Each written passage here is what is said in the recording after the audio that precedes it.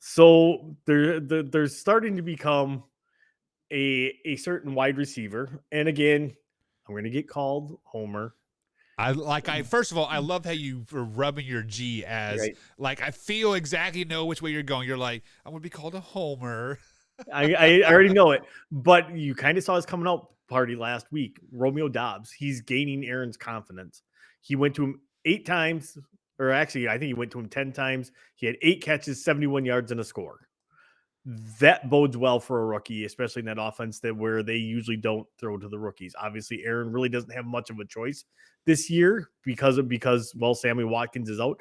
But right now, he's making the case to be that number 2 wide receiver that stretches the field, and they're doing a lot of different Debo type things with Romeo Doubs right now in that offense. Alan Lazard's going to be the number 1 just because he's the route runner. He's not the speediest guy in the world. However, you still need somebody to stretch the field. When MVS left for Kansas City, that opened up the spot. Doubs is taking that spot. Doubs has made his claim since the preseason that he wants to be a force to be reckoned with. Christian Watson still dealing with a case of drops, and now he aggravated his hamstring, so he didn't even play last week.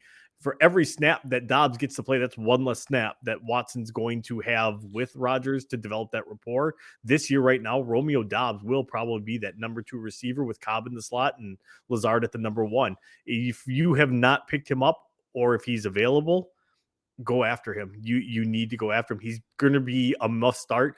That could be come playoff time for your season. That's what 13 games into his season, 14 games into his season. He's going to be a lot more comfortable. That's going to be huge, and it's going to pay dividends for you.